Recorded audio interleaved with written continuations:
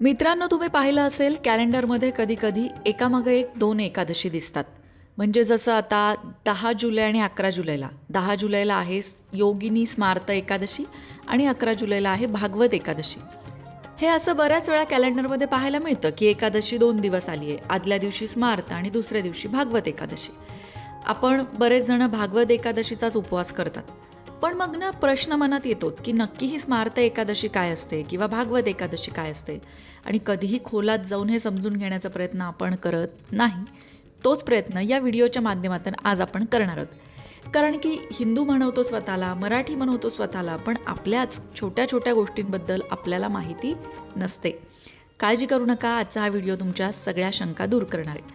आता एकादशीच्या व्रताला खूप महत्त्व आहे, हे वेगळं सांगायला नको. एकादशीच्या व्रताने या जन्मीचं नाही तर मागच्या जन्मीचं पापही नष्ट होतं, पिढ्यानपिढ्यांना मोक्ष मिळतो, असे अनेक फायदे एकादशीच्या व्रताचे सांगितले जातात. पण ही एकादशी जेव्हा 2 दिवस येते, स्मार्त आणि भागवत, तेव्हा त्यामधला फरक मात्र आपल्याला माहीत नसतो. सगळ्यात आधी बघूया स्मार्त एकादशी म्हणजे काय. तर दशमी संपून एकादशी सुरू होताना त्या तिथीने सूर्योदय पाहिला नाही, पण तो दिवस नव्या तिथीच्या नावे सुरू झाला असेल तर त्याला स्मार्त किंवा दर्श असा उल्लेख केला जातो. म्हणजे काय, तिथी सुरू झाली पण तिथीशी संबंधित व्रत सूर्योदय पाहिलेल्या दिवशीच करायचं, या संबंधी ती सूचना असते आणि म्हणून ती स्मार्त एकादशी.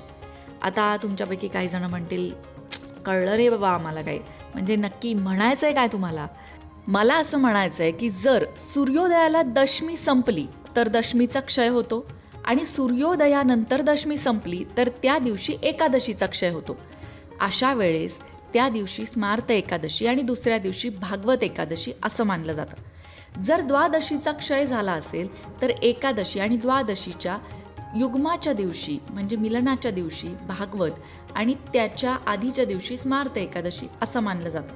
म्हणजे यामध्ये तिथीचं गणित आहे. जेव्हा 2 तिथी एकाच दिवशी येतात तेव्हासाठीची ही ॲडजस्टमेंट आहे असं आपण म्हणू शकतो. आणि सगळ्यात महत्त्वाचं, सूर्योदयाशी याचा संबंध आहे. आता हे जे स्मार्त एकादशीचं व्रत आहे ते कोण करतं बरं? म्हणजे आपल्याकडे महाराष्ट्रात जास्त करून भागवत एकादशीच केली जाते. पण स्मार्त एकादशी करणारे लोक कोणते असतात? जे लोक वेदांना, श्रुती, स्मृती, पुराण यांना प्रमाण मानतात, ज्यांना वैदिक धर्माचं ज्ञान आहे, ते स्मार्त एकादशी करतात.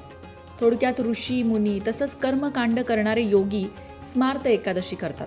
तर वैष्णव म्हणजेच विष्णू भक्त जे संसारी आहेत ते सूर्योदय पाहणारी तिथी ग्राह्य धरतात, म्हणजेच भागवत एकादशीचं व्रत करतात.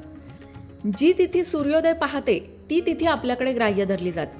म्हणजेच एकादशी तिथी आदल्या दिवशी सुरू झालेली असेल तरी तिने जर दुसऱ्या दिवशीचा सूर्योदय पाहिला असेल तर ती तिथी पाहिली जाते आणि दिनदर्शिकेवर देखील सूर्योदय पाहिलेल्या तिथीवरच भागवत धर्माचा ध्वजचिन्ह दिसून येतं.